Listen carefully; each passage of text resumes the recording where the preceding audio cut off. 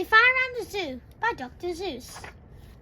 It's a pretty good zoo, said young Joe McGrew, and the fellow who runs it seems proud of it too. But if I ran the zoo, said young Joe McGrew, I'd make a few changes. That's just what I'd do. The lions and tigers and that kind of stuff they have up here are not quite good enough. You see these things in any old zoo. They're awfully old-fashioned. I want something new.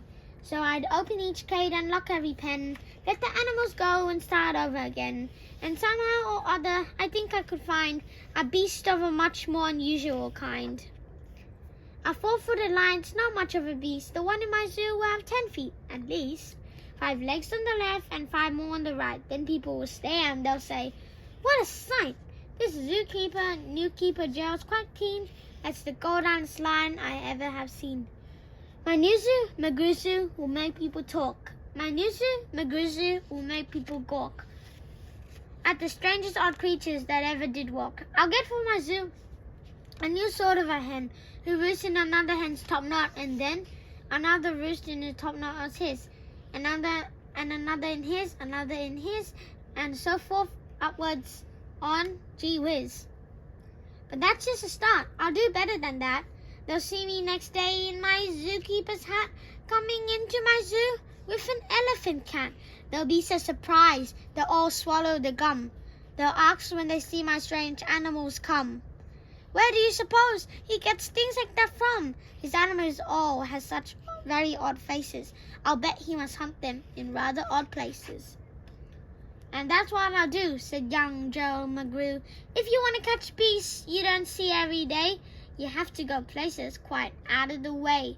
You have to get cold and you have to get wet too. Up past the North Pole, where the frozen winds squeal, I'll go on a hunt in my ski-go-mobile and bring back a family of what do you know? And that's how my new zoo, McGrew Zoo, will grow. I'll hunt in the mountains of Zomba-Matant with helpers who all wear their eyes in a shunt, and catch a fine fluffy bird called the bustard, who only eats custard with sauce made of mustard, and also a very fine beast called the flustered, who only eats mustard with sauce made of custard.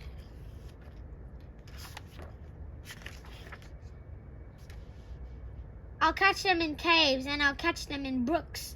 I'll catch them in crannies and I'll catch them in nooks that you don't read about in geography books.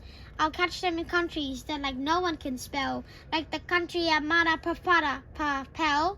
In a country like that, if a hunter is clever, he'll hunt up some beasts that you never saw, never ever.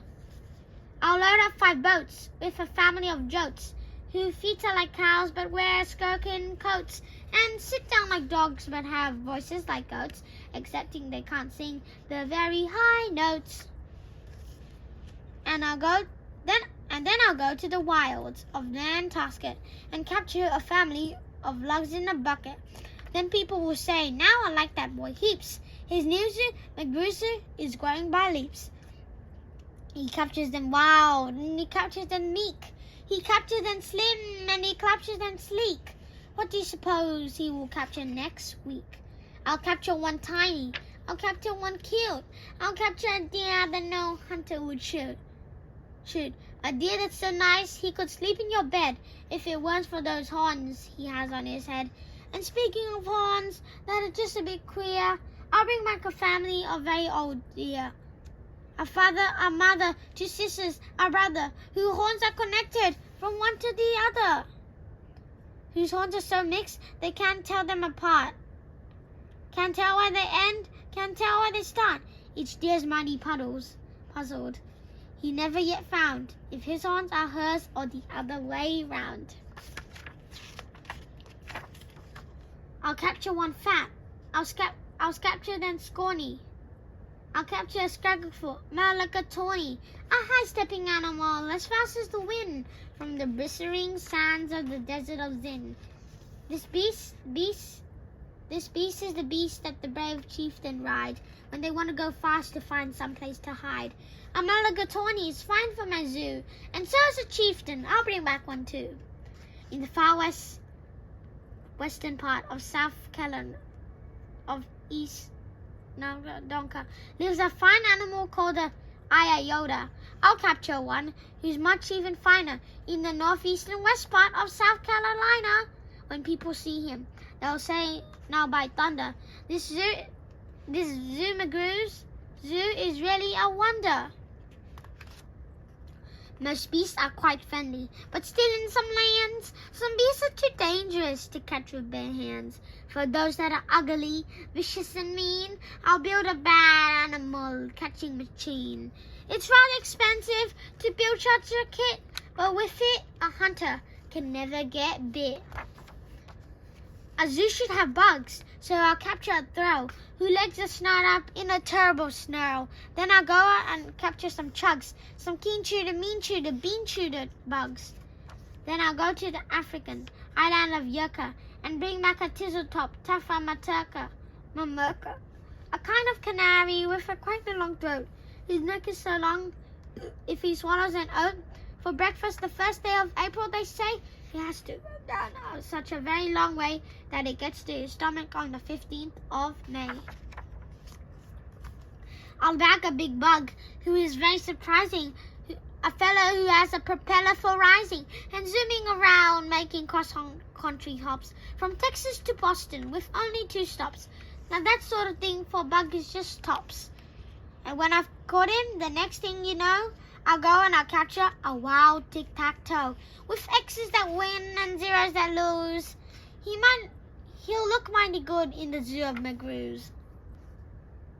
I'll bring back a gasket, and also a goose from the wilds in Nantasket. And 8 present princes will carry the basket. But what their names are, I don't know, so don't ask it. In a cave in Katroon lives a beast called the Natch that no other hunter's been able to catch. He's hidden for years in his cave with a pouch, and no one's been able to make him come out. But I'll coax him out with a wonderful meal that's cooked in my cookomobile. They'll fix up a dish that's just to his taste. 3 chicken cuts made of library paste, then sprinkled with peanuts and peanut chucks and sprinkled in spice, then baked at 600 degrees and then ice. It's mighty hard cooking to cook up such feasts, but that's how the New Zoo McGrew's gets beasts. I'll go to the faraway mountain of Tobsk, near the river of Nobsk, and bring back an Obsk, a sort of thing-mabobsk, who only eats rubs and horns on the Kopsk. Then people will flock to my zoo in a mopsk. McGrew, they will say, does a wonderful jobsk. He hunts with such vim and he hunts with such vigor. His new zoo, McGrew Zoo, gets bigger and bigger. So, in speaking of birds, there's a Russian Perkusi who head ski is like red ski and belly is blue ski. I'll get one for my zoo of McGrew ski. Then the whole town will gasp. This boy never sleeps. No keeper before what keeps what he keeps. There's no telling what that young fellow would do. Just to show them, I'll sail to Katroo and bring back a Ichuka, a Preep, a Prue, a Perkle, a Nerd, and a Sitsa Katoo. I'll hunt in the jungles of Hippomohungus and bring back a family of wild Bipomobuncus, and the Bipomogungus from Hipponohungus are better than those down in Diponodungus and smarter than those out in Nikononungus. That's why I'll catch him Hipponohungus instead of those other Nungus and Dungus. And people will say when they see these bips bounding, the zookeeper, new keeper, simply astounding. He travels so far that you'd think he would drop. When do you suppose this young fellow would stop? Stop? Well, I should, but I won't stop until I've captured the Fizama with a Madil, the world's biggest bird from the island of Gork, who only eats pine trees and spits out the bark. And oh boy, when I get him back home to my park, the whole world say, young McGrew make his mark. He's built a zoo better than Naho's whole ark. These wonderful, marvelous beasts that he chooses have made him the greatest of all the McGrews. Wow, they all cheer. What this zoo must be worth. It's the golden zoo on the face of the earth. Yes, that's what I'll do, said young Gerald McGrew. I'd make a few changes if I ran the zoo.